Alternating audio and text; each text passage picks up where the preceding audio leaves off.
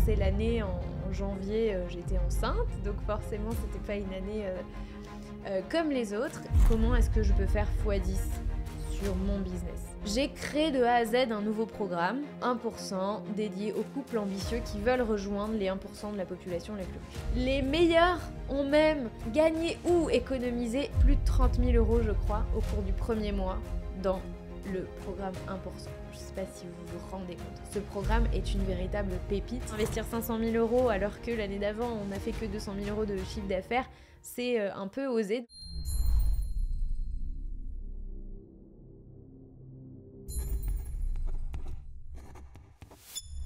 Bienvenue en 2024, je suis ravie de vous retrouver pour une nouvelle année du podcast Richissime. Et une fois n'est pas coutume, j'ai décidé de commencer cette nouvelle année avec un bilan de l'année dernière et une présentation des changements à venir pour 2024, à la fois dans le podcast pour Richissime et aussi dans ma vie. Voilà, donc je vais vous partager les différents objectifs qui sont les miens pour 2024. Mais avant ça, j'avais besoin de revenir sur 2023.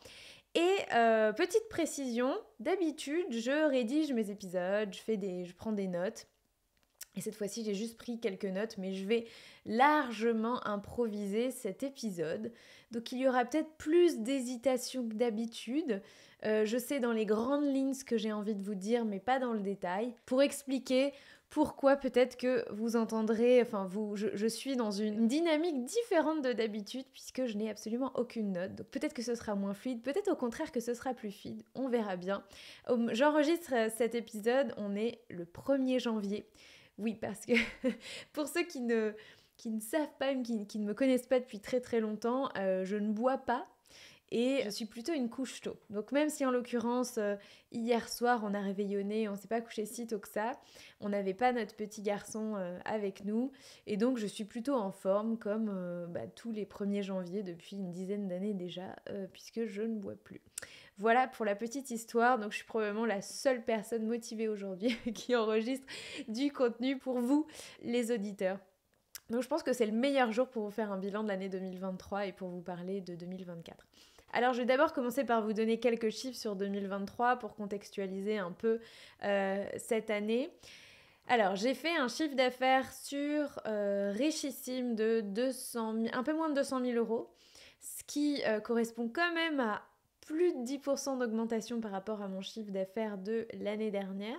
Au global, sur toutes nos activités, puisque Richissime n'est pas mon seul business, on a aussi un autre business. En fait, tous nos autres business sont en lien avec l'immobilier, sauf un business qu'on a racheté récemment, qui est un business, une laverie automatique, mais j'aurai l'occasion de vous en reparler. Où là, au cumulé sur toutes nos activités, on a bien dépassé les 500 000 € de chiffre d'affaires au global, alors que l'année dernière, on était à un peu moins de 500 000 €. Donc on va dire que c'est légèrement stable. Il y a une petite augmentation sur l'année, à la fois sur Richissime et sur toutes nos activités au global. Si je veux aller un petit peu plus dans le détail sur Richissime, je multiplie ma marge par 2 ou un petit peu plus sur l'année 2023, ce qui est aussi plutôt une bonne nouvelle. Mais vous allez voir que c'est pas tellement ça qui est intéressant, c'est pas les chiffres au global, c'est plutôt quand on rentre un petit peu plus dans le détail et je vais vous expliquer. Donc c'était une année un peu particulière pour moi, donc j'ai commencé l'année en janvier, j'étais enceinte, donc forcément c'était pas une année comme les autres. Et en fait, pour moi 2023 c'est un cycle qui se termine et un cycle qui commence. J'ai plus envie de dire que c'est un nouveau cycle qui se met en place parce que vraiment, le tournant de l'année pour moi, ça a été l'été. Je vais revenir sur la chronologie de l'année parce que je pense qu'elle est importante si vous voulez. Si vous avez envie de connaître un petit peu plus les coulisses d'un business, les coulisses de plusieurs business ou les coulisses de ma vie, ça va être intéressant que je vous donne un petit peu d'éléments de contexte chronologique. Mais voilà, en l'occurrence, il y a eu un tournant à l'été et qui m'a fait dire, ok, on va passer à autre chose. Le cycle se termine et on va commencer un nouveau cycle qui est en train de se mettre en place parce qu'on passe pas, on clôture pas quand même 3 ans, un peu plus de vie, d'activité, 3 ans de vie consacrés à développer des projets dans tous les sens, à une autre réalité qu'on a envie de construire. Voilà, ça se fait pas du jour au lendemain. Donc c'est pour ça que je dis ce nouveau cycle est en train de se mettre en place et pas totalement ouvert, ou en tout cas pas à son rythme de croisière. Donc janvier de l'année 2023, je suis enceinte de 7 mois puisque mon terme est prévu pour début avril. En l'occurrence, j'ai accouché le 27 mars 2023 d'un petit garçon qui s'appelle Lucas. Et donc en janvier, je suis enceinte et débute le chantier de rénovation de notre deuxième immeuble. On a acheté un premier immeuble en 2020, qu'on a rénové intégralement, on a acheté notre maison en 2021 qu'on a rénové intégralement, on a acheté un bien en 2022. Donc notre deuxième immeuble, on l'a acheté en 2022, mais du coup les travaux ont commencé en janvier 2023. Et donc moi enceinte, je vais tous les jours sur le chantier. Et j'ai fait des stories pendant tout ce temps-là sur un autre compte, sur un compte Instagram qui s'appelle ImoChérie. Vous pouvez y aller si vous voulez, ça vous intéresse. I2MOCHERI, c'est un compte qui n'est plus actif, donc ne m'écrivez pas sur ce compte, je ne réponds plus. Si vous voulez me contacter, c'est sur le compte Instagram du podcast, Richissime Podcast. En l'occurrence, je fermerai le compte ImoChérie un jour, mais pour l'instant, je laisse actif.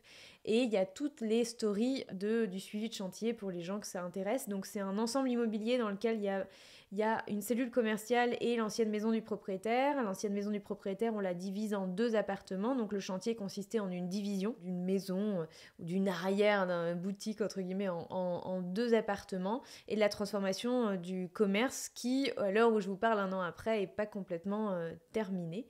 Et locataire pas non plus trouvé, mais a priori je touche du bois, mais il se pourrait que à la fois le chantier arrive à son terme et que le locataire soit enfin trouvé, parce qu'on a pas mal de pistes différentes en ce moment. Donc ça, c'était en janvier 2023. En janvier, on fait aussi la visite d'un 3e immeuble. Alors c'était pas du tout dans notre radar d'acheter un 3e immeuble. Et puis on a eu une opportunité... Donc voilà, pour la petite histoire, notre maison, ce 2e immeuble et ce 3e immeuble sont dans un périmètre de 50 mètres. Donc de nos fenêtres, on voit notre 2e immeuble et notre 3e immeuble. Et puis ce 3e immeuble, il nous intéressait particulièrement. Donc il avait 2 appartements, donc il était entièrement rénové. Il avait été rénové il y a quelques années et il était dans un très bon état, peu de travaux à prévoir. Et il y avait aussi 2 cellules commerciales. Vide, une vide pour laquelle on a trouvé un locataire assez rapidement et une qui accueillait une laverie automatique qui était la laverie du propriétaire de l'immeuble et qui décidait de se séparer de son fonds de commerce et on a fait une offre sur le rachat du fonds de commerce de la laverie. Et on a donc fait une offre aussi sur l'immeuble. L'offre a été acceptée, j'avance un petit peu, mais effectivement, l'achat va aller jusqu'au bout et on deviendra propriétaire de cet immeuble en juillet. Mais je vous parlerai de ça un petit peu après. Globalement, cet achat du 3e immeuble se passe plutôt bien, alors que pour le 2e, ça avait été très compliqué en 2022 d'avoir des financements. Mais là, ça se passe... dans l'ensemble, ça se passe très bien d'ailleurs, donc voilà. Début de l'année, vous imaginez bien que sur Richissime, moi j'étais vraiment très au ralenti, 7e mois de grossesse. J'avais décidé d'interrompre, de ne garder dans mes activités que le podcast. Donc j'étais en train de boucler mes derniers enregistrements du podcast en janvier et en février pour pouvoir avoir des épisodes à diffuser tout au long de mon congé maternité. Et je me suis arrêtée de travailler, donc début mars, où j'ai arrêté totalement parce que ça devenait très compliqué sur ma fin de grossesse.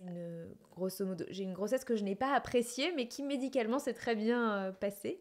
Et donc j'ai accouché le 27 mars de mon bébé, de mon petit garçon. Je me suis pris le mois d'avril et le mois de mai quasiment intégralement off. Évidemment, j'en avais besoin, j'en avais envie.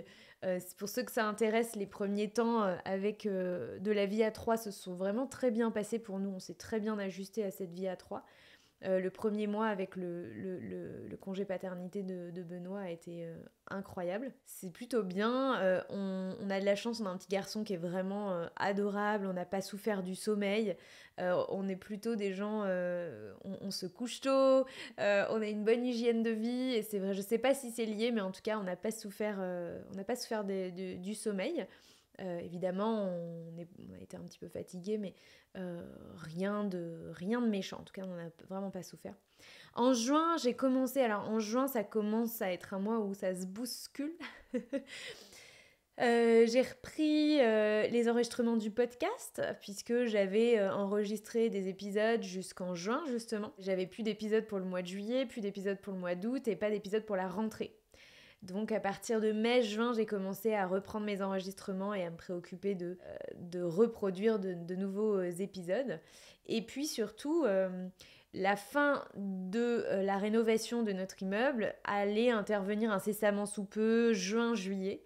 Et on était vraiment dans un money time pour pouvoir mettre en location les appartements le plus rapidement possible. Le chantier n'aurait jamais dû s'éterniser jusqu'en juin et juillet. Mais voilà, c'est vrai qu'on n'a jamais eu un chantier qui a respecté les délais et on n'a jamais non plus eu un chantier qui a respecté les devis. Mais ça, c'est encore une autre histoire. Et effectivement, juin, on voyait à la fois que les délais seraient pas respectés, mais on était déjà dans les préparatifs de la fin de chantier. C'est-à-dire une fois que les ouvriers terminent, nous, on a quand même toute la phase d'installation et de mise en œuvre avec dans l'idée qu'il fallait absolument qu'on ne loupe pas l'été. Pour ceux qui ne le savent pas, nous, tout ce qu'on achète, on le loue en location courte durée, c'est-à-dire en location Airbnb, Booking, etc. Et donc la saison d'été, c'est primordial pour nous parce que c'est évidemment, comme pour la plupart des gens, c'est là qu'on engrange le plus gros de notre chiffre d'affaires de l'année. Sachant que sur notre deuxième immeuble et notre troisième immeuble, on a évidemment emprunté à des taux qui étaient supérieurs à 4%, 4,5%, je ne sais plus exactement. Donc c'est vrai que...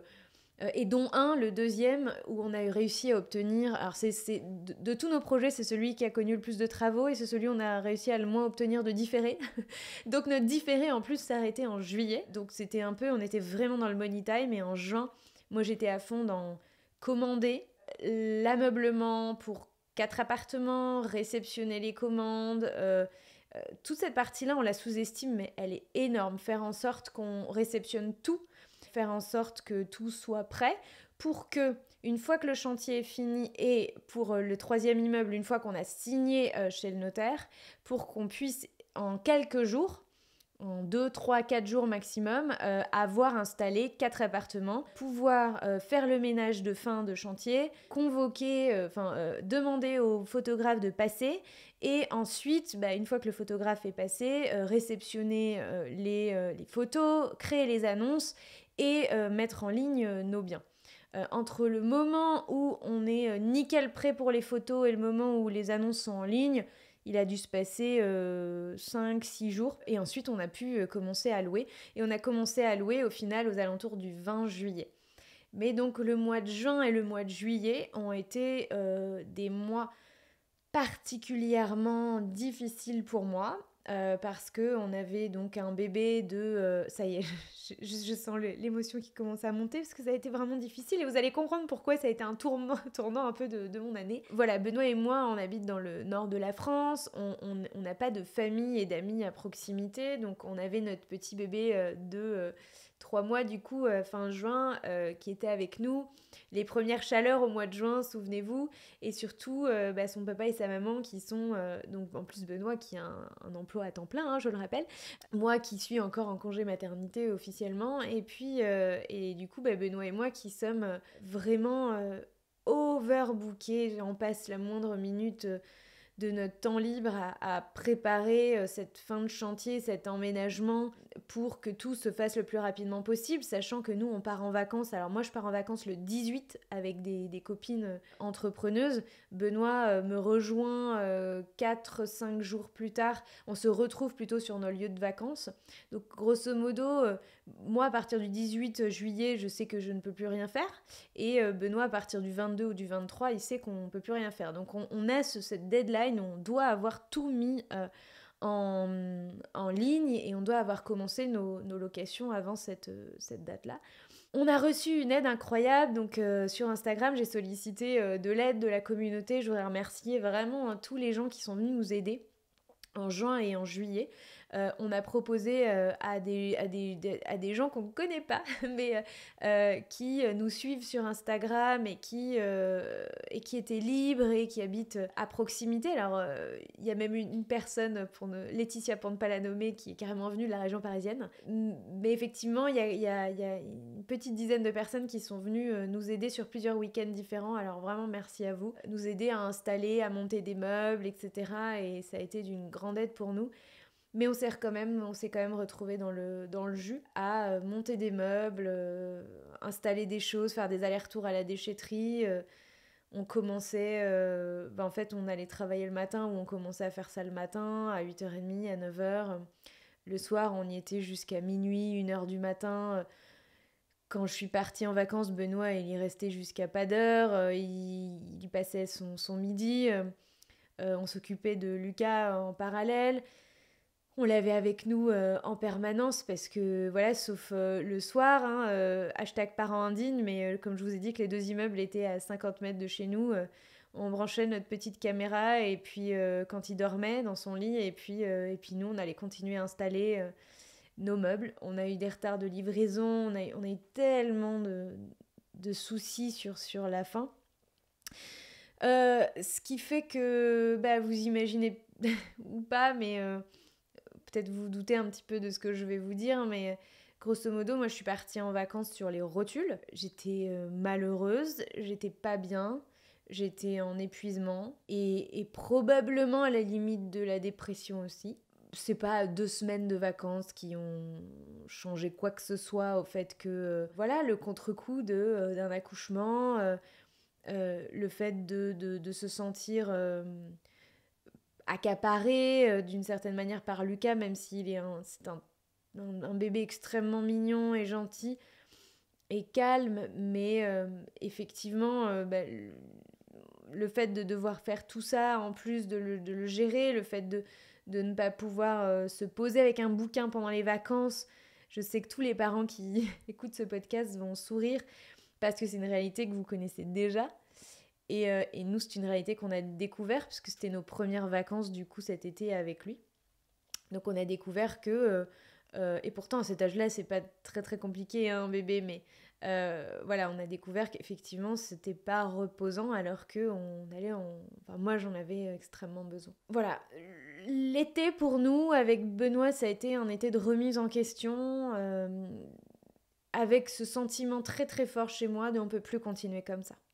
On ne peut plus continuer comme ça. Depuis 3 ans, donc depuis 2020, on a commencé à faire de l'immobilier. On a donc acheté et rénové intégralement 3 immeubles avec 10 lots en tout, des appartements et des cellules commerciales. On a fait la même chose pour notre résidence principale qu'on a acheté et qu'on a rénové intégralement. Donc en 3 ans, géré 4 chantiers de rénovation, l'aménagement, l'installation de 17 appartements, ceux dont on est propriétaire et ceux qu'on exploite en sous-location. La rénovation plus l'installation de 17 appartements en 3 ans, la gestion et le développement de mon business, de Richissime, l'arrivée d'un enfant.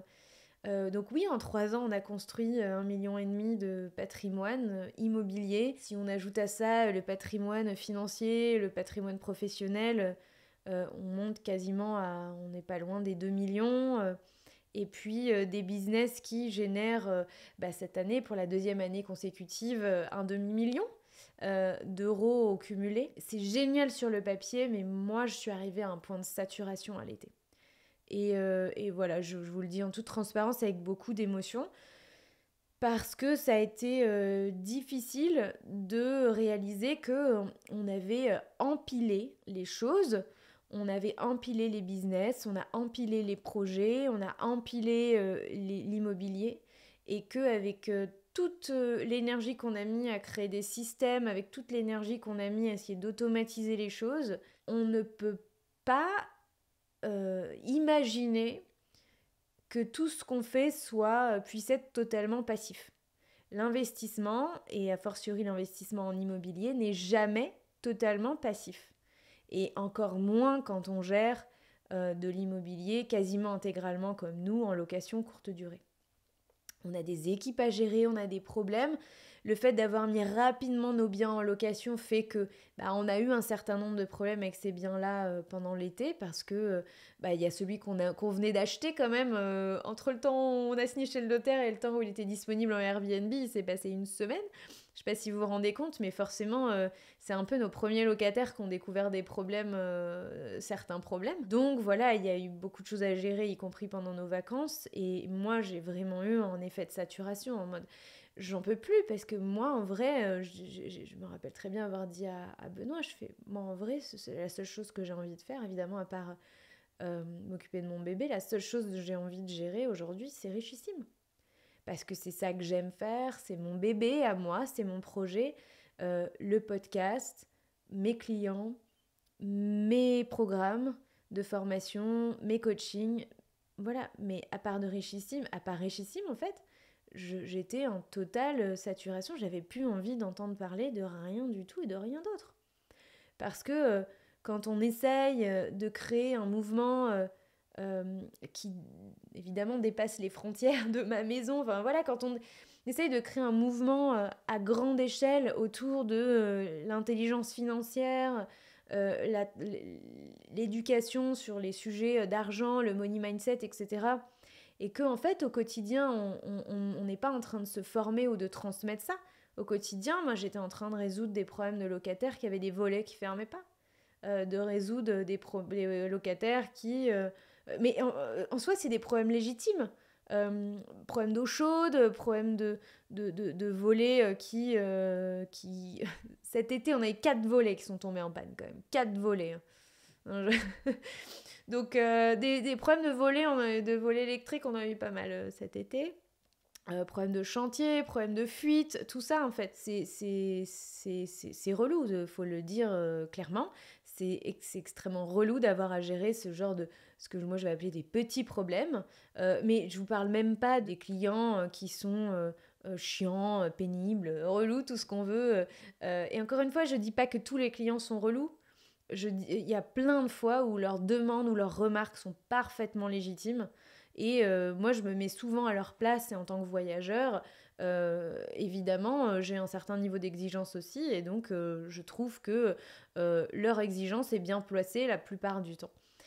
Mais c'est pas parce que l'exigence des voyageurs qu'on a comme client est bien placée que ça me fait pas chier de gérer ce genre de choses. Ça me fait pas chier de gérer que y a eu, j'en sais rien, que les draps sont pas bien nettoyés, donc il y a des taches et que les gens n'aiment pas avoir des taches sur leurs draps alors qu'ils sont propres. Tous ces trucs en fait. Que à arriver l'hiver, les radiateurs ne chauffent pas bien. Parce qu'effectivement, c'était notre première mise en marche des radiateurs dans notre nouvel immeuble à l'automne là, et que effectivement il y en avait qui fonctionnaient pas, où on a dû régler quelques trucs. Donc tout ça, plus envie, voilà. Et puis c'est venu se télescoper avec avec mes nouvelles envies post-grossesse, avec ok, donc qu'est-ce qu'on fait maintenant ? On a une nouvelle vie, on a une nouvelle réalité, on a aussi des nouvelles envies. Est-ce qu'on peut continuer comme ça ? Est-ce que la next step pour le reste de l'année et pour 2024 et pour 2025, c'est de refaire un énième projet immobilier ?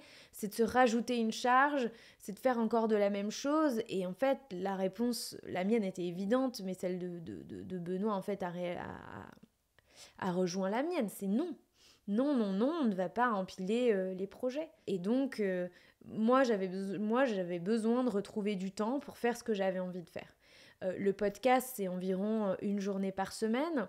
Moi, j'aimerais bien consacrer une journée par semaine à me former, à développer mes savoirs et mes compétences sur un certain nombre de choses. J'ai rejoint l'école de coaching de David Laroche pour perfectionner mon coaching. J'aimerais bien me former sur des sujets dont je vous reparlerai peut-être tout à l'heure, mais qui sont plus la reprise d'entreprise. Et tout ça, ça demande du temps. Et sur les 3 jours qui restent, eh bien, il y a mes clients alors, à l'époque, il y avait créé mon nouveau programme 1%. Aujourd'hui, c'est développer ce programme, m'occuper des clients qui sont à l'intérieur et évidemment, m'occuper de développer le business, faire en sorte que de plus en plus de gens aient envie de rejoindre ce programme 1%. Donc je vous en reparlerai un petit peu après d'ailleurs. Donc j'ai besoin de ces 2 ou 3 jours supplémentaires de ces 2 ou 3 jours dans la semaine pour ne faire que ça, pour créer du nouveau contenu sur Instagram, pour commencer à créer de nouveaux contenus sur YouTube, et j'ai besoin de temps pour ça. Et donc je peux pas passer une journée par semaine à gérer de nouveaux projets immobiliers ou à gérer les nouvelles demandes de prêts pour ces projets immobiliers, etc., etc., etc. Bref, saturation à la moitié de l'année, et donc on a pris pour certaines parties, ou j'ai pris des grandes décisions pour moi à l'été, et notamment me recentrer sur Richissime, sur le business dont j'ai fait ma priorité. J'ai décidé que ce serait ma priorité. Et pour pouvoir faire en sorte que ce soit mes priorités, on a pris donc une série de décisions de simplification de notre vie. Je les avais partagées à l'été d'ailleurs. Une des choses qui le plus marquant, c'est que j'ai décidé de réduire le temps que je consacrais à faire à manger. En gros, à m'occuper de ma maison et de mon foyer. Donc on est devenu extrêmement adepte. Je pense que je suis la meilleure ambassadrice de Seazon, Seazon. C'est un service de livraison de plats tout prêts qu'on met au micro-ondes 2 minutes 30. Donc honnêtement, c'est sain, c'est hyper bon. Et donc on mange plus que ça maintenant le midi en semaine. Et donc effectivement, je ne cuisine plus le midi en semaine pour bien manger, et ça a changé notre vie. Ça a représenté un coût, mais par rapport au gain de temps et d'espace mental, c'est un investissement que je referai 1000 fois. Donc voilà, je vous le dis pour tous ceux qui ont envie de faire ce choix-là aussi, de simplifier leur vie. On a fait plein d'autres choses qui peuvent paraître anecdotiques aussi, mais on avait envie de passer moins de temps à nettoyer la maison, à faire la vaisselle, ce genre de choses. Donc on a remplacé certains équipements de notre cuisine pour que tout passe au lave-vaisselle. On a décidé effectivement, la femme de ménage venait une fois toutes les 2 voire 3 semaines. Elle vient maintenant toutes les semaines. Voilà, on a pris plein de choses de notre vie quotidienne, on a décidé de les déléguer. On a aussi décidé de prendre 2 babysitters parce que il y en a une qui n'est pas toujours disponible, donc du coup on en a 2. Notre assistante maternelle, la garde avec l'assistante maternelle se termine à 17h30 tous les soirs. Donc un peu compliqué pour nous deux. Donc on a décidé 2 ou 3 soirs dans la semaine, ça dépend des semaines, qu'on aurait un relais pendant 1 heure ou 1h30, de 17h30 à 18h30 ou 19h, qu'on aurait des babysitters.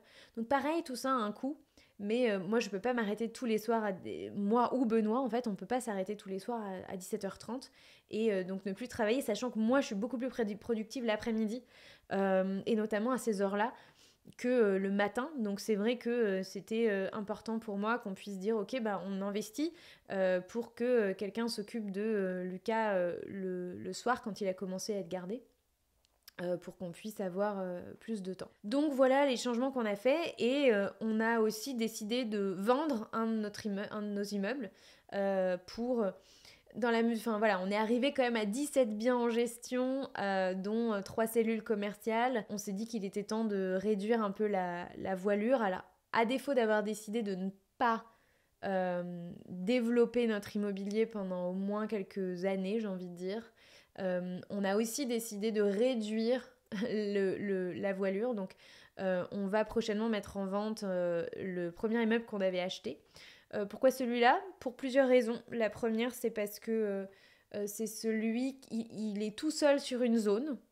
Donc on ne mutualise pas les équipes, et on ne mutualise pas non plus l'utilisation de la laverie qu'on a rachetée. Donc on a racheté une laverie, ce qui fait que autour de la laverie, on a 7 biens, 4 dont on est propriétaire, 3 qu'on a en gestion.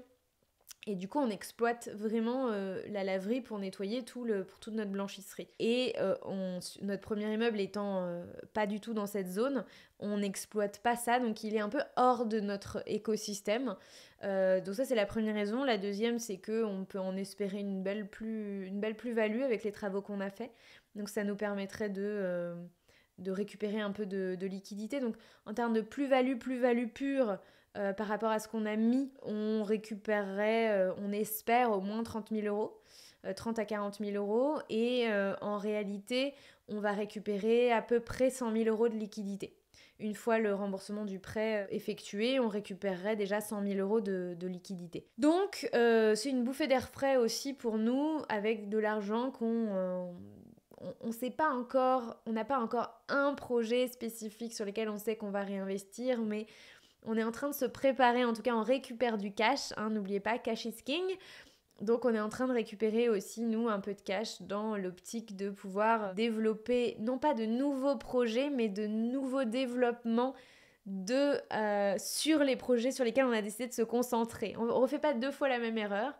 Donc voilà. Et on est en pleine réflexion sur les activités de sous-location professionnelle. On a déjà décidé qu'on arrêtait la vente de notre formation sur la sous-location professionnelle et on la maintient, en tout cas on maintient nos sessions d'animation de ce programme-là au moins jusqu'au printemps, mais au-delà on n'est pas encore sûr, donc on n'a pas de fixé de date exacte. On se pose la question et on va probablement sur les 6 prochains mois de l'année aussi orchestrer un mouvement où on va se séparer nos activités de sous-location professionnelle. Et donc là, on réfléchit encore à la manière dont on va le faire. Donc voilà, quand je vous disais que la deuxième partie de l'année principalement était consacrée à mais comment on restructure toutes nos activités autour pour nous permettre d'accélérer sur notre... Enfin moi en l'occurrence sur mon one thing, sur ce que j'ai vraiment envie de faire moi, qui est richissime, ça prend quand même quelques mois pour arriver à ce résultat-là. Alors, quels enseignements je tire de 2023 ? Le premier, c'est que, alors je le savais déjà, mais vraiment 2023, c'est la goutte d'eau qui a fait déborder le vase. L'immobilier, l'investissement immobilier n'est pas un investissement passif. Pas plus que les revenus de l'immobilier sont passifs. Oui, c'est un bon ratio revenu-temps investi.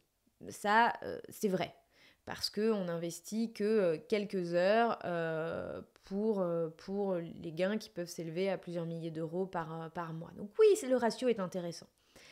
Mais sauf que quand vous faites ça comme activité secondaire, que c'est pas votre zone de génie, vous faites ça en plus, en réalité la charge mentale elle est énorme. Et surtout, moi, à un stade où ce que j'aime faire et ce qui constitue ma zone de génie, qui est donc richissime, en réalité me rapporte financièrement, alors me rapporte psychologiquement, émotionnellement et financièrement beaucoup plus que ce que je fais sur mes activités immobilières. Et il est là en réalité le problème, c'est pourquoi est-ce que j'aurais envie de consacrer du temps à faire de l'immobilier, à générer des revenus passifs, quand en réalité, si j'investis le même temps dans mes activités, je peux générer plus d'argent, plus de satisfaction, plus de plaisir, plus de fun. Ça a été un énorme enseignement de cette année, c'est pourquoi est-ce que ce temps, je ne le consacre pas à faire ce que je sais faire de mieux, et ce que je sais faire de mieux, c'est pas l'immobilier. Alors, Benoît et moi, on aime beaucoup l'immobilier, mais en réalité, on aime beaucoup acheter des biens, rénover des biens. Moi, j'aime créer du beau, j'aime imaginer, repenser les espaces, les voir prendre vie. J'adore ça. Si vous allez sur Instagram, allez sur Richissime Podcast. Et puis dans le lien de ma bio, vous verrez tous les biens qu'on a en gestion, vous verrez du coup les types de rénovation qu'on fait, la déco, etc. Et on fait tout nous-mêmes. Et vous verrez que moi j'adore et je m'éclate là-dedans. Et je pense que, en toute modestie, je suis plutôt douée à faire ça, même si c'est pas mon métier et que je vois bien que les gens dont c'est le métier font des choses encore bien mieux et heureusement. Mais gérer des voyageurs Airbnb, c'est pas une passion. C'est pas une passion, je le fais pas particulièrement bien. Et je ne peux pas le faire bien et je ne peux pas le faire à fond, justement dans la mesure où j'ai à chaque fois l'impression que j'y consacre du temps, que ça me détourne de mon activité principale. Et c'est un peu ça le problème. Du coup, le deuxième gros enseignement, et en fait je l'ai mis en deuxième alors que c'est l'enseignement de mon année 2023, c'est que j'ai décidé de passer d'un système du many things au one thing. Donc au lieu de gérer plusieurs choses et de me consacrer à plusieurs choses, je vais me consacrer à une chose. Et le one thing, le mien, ma zone de génie, la zone dans laquelle j'aime le plus m'exprimer, la zone dans laquelle j'ai le plus de fun, c'est tout ce qui touche à richissime, de près ou de loin. Le podcast, les formations, les clients, l'éducation financière, apprendre des choses, me former, tout ça, c'est mon one thing. Et tout le temps que je consacre à ça, je kiffe, même quand c'est de la compta. J'adore la compta. Et tout ce qui ne rentre pas là-dedans, j'ai décidé que on allait déléguer ou minimiser notre rôle dedans ou se couper le bras, enfin, abandonner, lâcher. D'où la décision de probablement d'arrêter donc la formation sur la sous-location, la décision aussi de probablement se séparer de nos biens en sous-location, donc tout ça en fait. C'est encore en réflexion évidemment, mais ça prend du temps et donc petit à petit l'idée c'est de se recentrer de plus en plus sur mon cœur d'activité et comment est-ce que je peux dans mon quotidien n'avoir plus que mon one thing et ensuite ma vie personnelle dans laquelle vous imaginez bien que, vous imaginez bien ou peut-être pas, mais moi avoir un enfant, ça a évidemment, ça a changé beaucoup de choses dans ma vie et notamment ça m'a donné encore plus l'envie et le goût de consacrer du temps à créer des moments de qualité pour moi et pour ma famille. Et donc pour ça, il faut du temps. Et j'ai envie d'avoir du temps en 2024, donc ça a déjà commencé en 2023 et en 2024, pour créer des choses, des moments de qualité en famille, au quotidien, mais aussi de manière un petit peu plus exceptionnelle. Par exemple, là, c'est bête, mais je vais me mettre prochainement à la préparation de la fête d'anniversaire des 1 an de mon fils. On sait déjà où, on sait déjà quand, donc maintenant c'est qu'est-ce qu'on veut faire, qui sera invité, comment on lance les invitations, est-ce qu'on fait une déco spécifique, est-ce qu'on fait venir un photographe, quelle ambiance, comment on organise les couchages des uns et des autres, voilà, tout ça, à la fois les aspects logistiques mais aussi les aspects émotionnels, c'est comment on crée une expérience, l'expérience qu'on a envie de vivre pour les 1 an de notre fils. Et c'est vrai que moi, je suis moteur là-dessus parce que j'ai envie de ça pour 2024. Et le troisième enseignement, c'est que même quand on fait de l'immobilier à haut rendement, ce qui est notre cas, puisque nos rendements les plus petits sont de l'ordre de 16%, de rendement brut. Ça monte jusqu'à... je suis pas sûre qu'on monte jusqu'à 20. On doit être entre 16, 17, 18 sur nos trois immeubles. Et en réalité, même avec des rendements qui sont élevés, attention, on est en location courte durée, hein, donc on a aussi un niveau de charge qui est plus important, etc. Mais même avec des rendements qui sont ceux-là, en réalité, que je viens de vous dire tout à l'heure, mais ça reste une goutte d'eau créée en termes de richesse par rapport à tout ce que je peux créer à côté avec Richissime. En fait, je le savais déjà, j'ai déjà dû le dire c'est sûr, je l'ai déjà dit sur le podcast, j'ai déjà dit sur Instagram, c'est-à-dire que l'entrepreneuriat est un levier d'enrichissement qui est bien plus important que l'immobilier. Pourquoi ? Parce que l'immobilier, ça reste lent, il y a quand même des aléas de travaux, etc., pas mal de choses qu'on ne maîtrise pas. En tout, je sais plus si j'ai déjà donné ce chiffre, mais avec tous les dépassements de travaux et les imprévus qu'on a subis au cours des 3 dernières années depuis qu'on fait de l'immobilier, à la fois sur notre maison et sur les 3 immeubles, on a, alors à la louche, entre 150 et 170 000 euros de liquidités personnelles injectées dans notre SCI. Et des liquidités injectées aussi par notre société commerciale qui fait de la sous-location, qui a elle aussi injecté de la société dans notre SCI pour les dépassements de travaux. Donc en tout, on doit en être à 200 000 euros en tout de liquidités qu'on a nous-mêmes injectées pour tous ces aléas, dépassements, etc., etc. Il y a tellement d'imprévus aussi dans l'immobilier et ces 200 000 euros, au rythme où on dégage des cash flows aujourd'hui, on peut se les rembourser entre 5 et 7 ans à peu près. Et en fait, il s'est passé quelque chose en 2023, c'est qu'on a acheté cette fameuse laverie.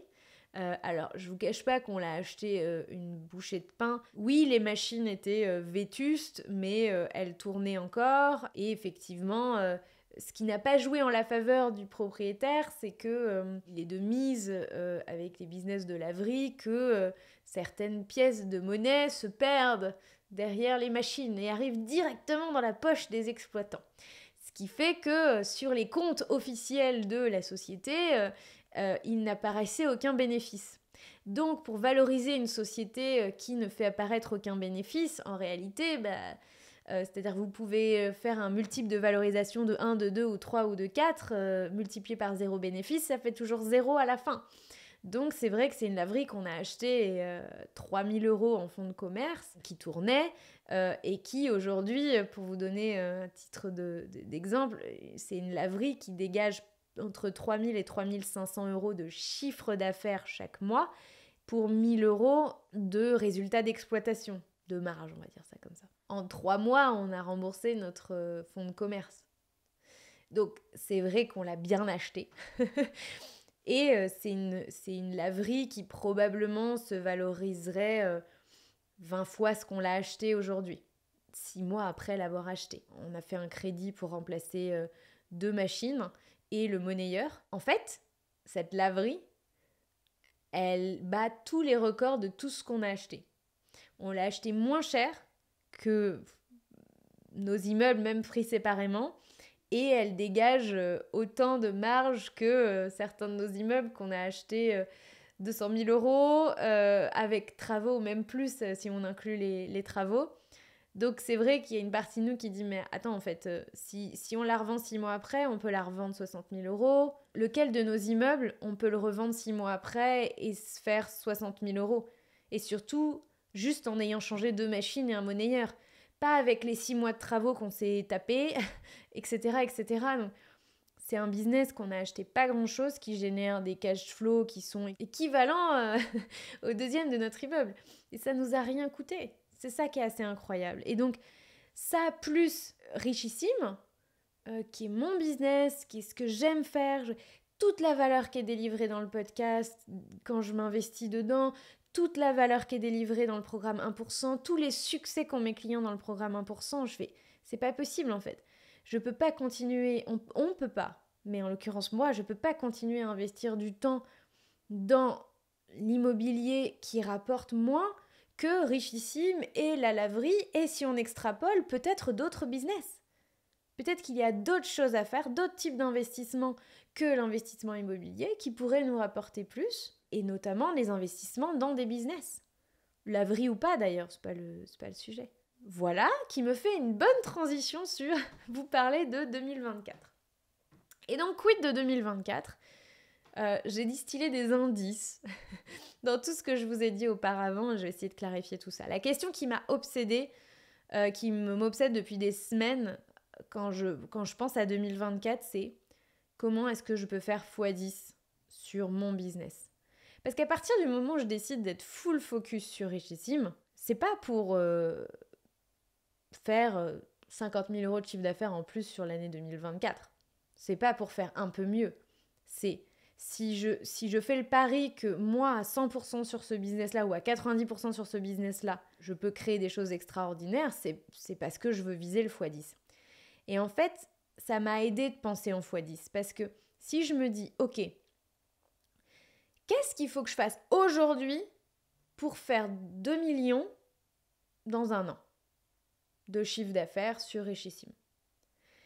Et du coup, est-ce que ce que je fais aujourd'hui est susceptible de me rapprocher de près ou de loin des 2 millions que je veux atteindre dans 12 mois ? Ça m'a beaucoup aidé d'avoir cette réflexion parce que je me suis rendu compte que ce que je faisais aujourd'hui n'avait quasiment aucune chance de me faire atteindre le x10. x10 sur mon chiffre d'affaires, mais x10 sur mes audiences du podcast, x10 sur mes audiences de mes différents réseaux sociaux. Ça n'avait x10 sur le nombre évidemment de clients qui intègrent le programme 1%, x10 sur le nombre de clients qui transforment leur vie, qui ont de l'impact au sein du programme 1% et qui ont les résultats qu'ils veulent avoir. Je voyais bien que j'étais pas en chemin pour ça. Ça aide beaucoup de se poser la question « Qu'est-ce que vous voulez ?»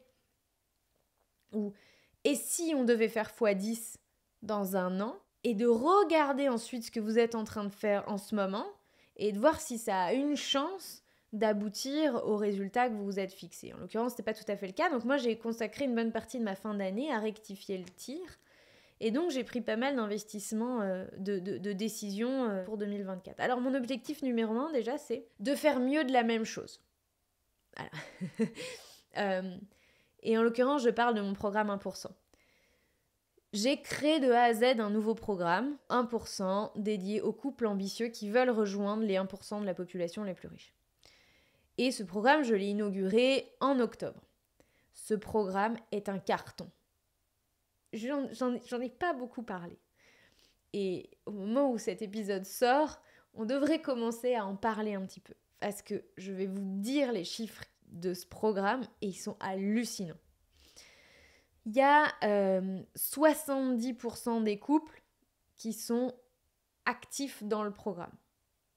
Alors, ça ne veut pas dire que les 30% qui restent, c'est juste que c'est des gens qu'on voit pas ou peu forcément dans les échanges, dans les discussions ou dans le programme, dans les sessions collectives. Mais si on parle des gens qui suivent le programme en vidéo, je crois que c'est quasiment 90%. Mais 70%, c'est les gens les plus actifs que je vois dans les sessions de groupe, etc. etc. 70%. Je ne sais pas si vous connaissez les standards de l'industrie, mais c'est 10. Des gens qui sont engagés dans des programmes qu'ils achètent, c'est 10% la moyenne d'engagement des programmes dans l'industrie de la formation et du coaching. Autre statistique, 45% de mes clients couples se sont remboursés le montant de leur investissement le premier mois. Le premier mois. Alors comment ils ont fait ? Ça, c'est la surprise du programme. Mais le contexte, ce que j'ai créé comme expérience dans ce programme, a permis à tous ces couples de se rembourser à minima, donc 45% d'entre eux, de se rembourser le montant qu'ils ont investi dans le programme.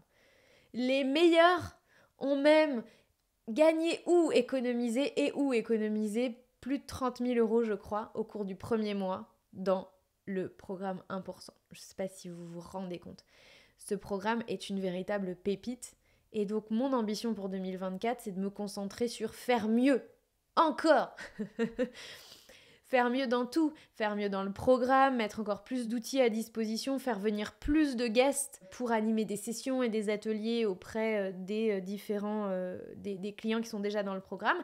Et évidemment, d'accueillir de plus en plus de nouveaux clients dans ce programme. Pour ça, et c'est mon deuxième axe, mon deuxième gros chantier pour 2024, j'ai décidé de m'entourer. J'ai décidé de ne plus être seule. Je ne voyais pas comment je pouvais structurer tout ça seule ou en étant directement en pilotage des différentes personnes qui travaillent avec moi. Et donc, j'ai décidé de commencer une collaboration avec Julien, qui est mon bras droit ou numéro 2, voilà, on l'appelle comme on veut, tout ça étant très valorisant pour lui. Mais en fait, il y a moi, en dessous il y a Julien, et Julien pilote tout le reste et toutes les équipes qui travaillent pour Richissime. Voilà, ça vient tout juste d'être mis en place, donc c'est tout récent.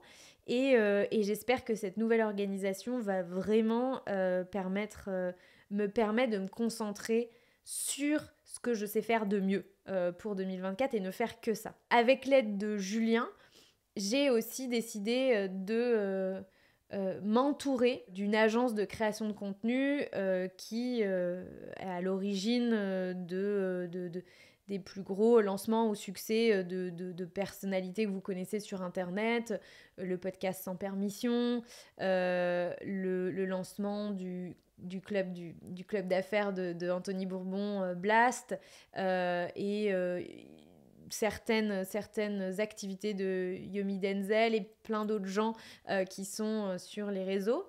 Et donc, cette équipe, ils sont spécialisés en création de contenu principalement vidéo.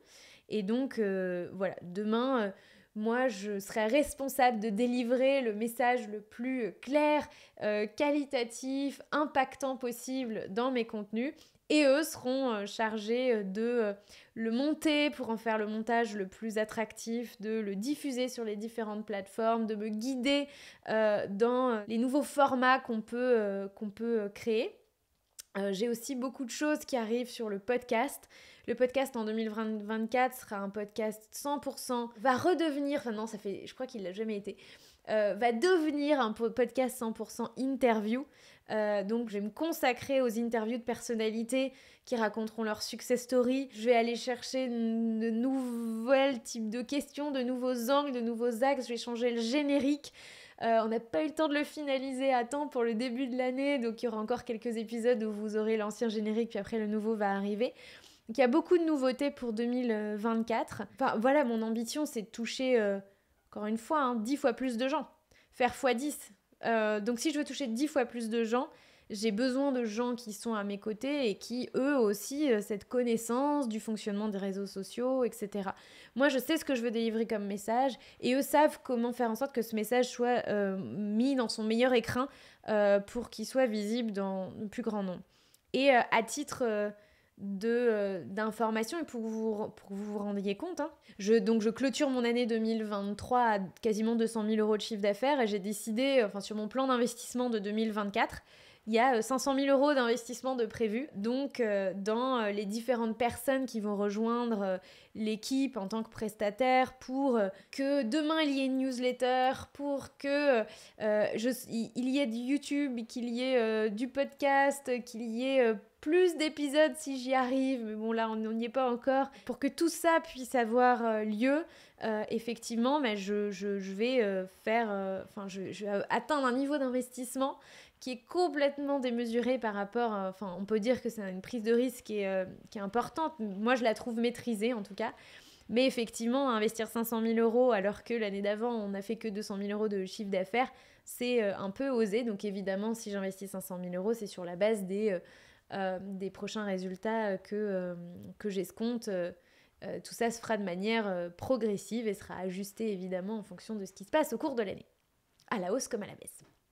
Et enfin, le troisième axe pour moi pour 2024, c'est de m'associer. Pas tellement sur Richissime, mais j'ai décidé que le futur de Richissime passerait par le fait de s'associer. Parce que je crois à l'adage qui dit que seul on va plus vite, à plusieurs on va plus loin. C'est pas exactement ça, c'est pas très très bien dit, mais vous comprenez l'esprit.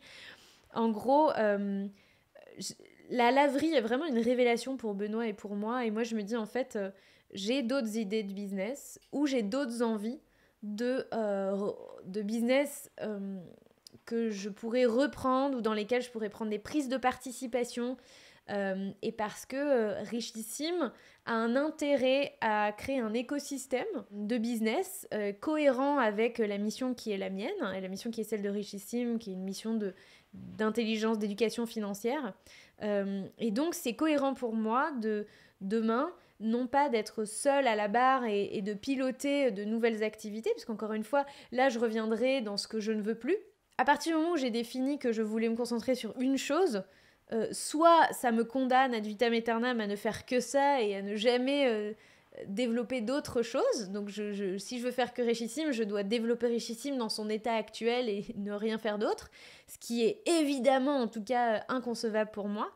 Et donc l'idée c'est plutôt que demain le développement de Richissime passera par le fait de s'associer, de trouver des gens qui partagent mon ambition et qui auraient envie de créer des choses avec moi. Et voilà, donc je pense que c'est déjà un mouvement qui va s'initier en 2024, qui pourrait prendre plein de formes, de la collaboration à l'association sur des business à reprendre ou la prise de participation dans des business déjà créés et qui tournent.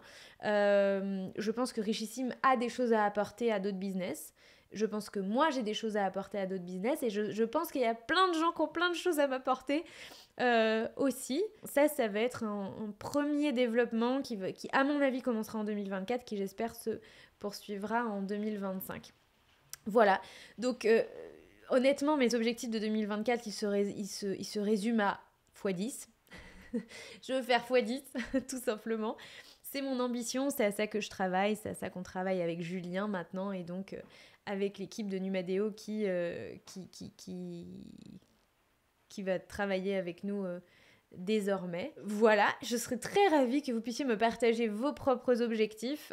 Pour ça, il suffit tout simplement soit vous inondez mon Insta, soit vous venez venez inonder mon Insta, venez commenter le post en lien avec cet épisode et le partage de mes objectifs, venez me partager vos propres objectifs, venez me partager vos réflexions sur cet épisode, venez me poser des questions si ce que j'ai partagé a suscité des questions chez vous auxquelles je n'ai pas répondu, c'est probablement soit c'est parce que j'ai pas du tout envie d'y répondre, soit c'est parce que j'ai pas pensé que ça pouvait être intéressant ou parce que j'avais pas envie que cet épisode dure 3 heures. Donc n'hésitez pas à venir me poser des questions et dans ces cas-là, j'y répondrai publiquement sur Insta si je pense que la réponse peut intéresser un maximum de gens. Voilà, mais écoutez, on se retrouve du coup très bientôt, dès la semaine prochaine, pour un épisode avec un invité et tous les épisodes du coup de 2024 avec de nouveaux invités. Je vous prépare des trucs assez incroyables. J'ai fait un énorme travail avec Julien justement pour vous avoir la plus belle programmation du podcast qu'on ait jamais eue. Et c'est pas fini. Le podcast évolue, j'évolue, le Richissime évolue, le podcast évolue. Je suis ravie pour vous et j'espère que vous serez nombreux à nous rejoindre. Chers auditeurs, en 2024. Je vous souhaite la meilleure année 2024 qui puisse être pour vous, de nouveaux projets, la santé. Je vous souhaite pas d'être épargné par les challenges parce que je pense qu'on grandit dans les challenges et que vous comme moi, on a beaucoup à apprendre de se faire challenger par la vie. Mais n'ayez pas peur des challenges pour 2024 parce qu'ils ont toujours quelque chose à vous apprendre. Je vais m'arrêter là, c'était le mot de la fin. On se retrouve très bientôt pour un nouvel épisode. D'ici là, prenez soin de vous et de vos finances. Ciao, bye bye!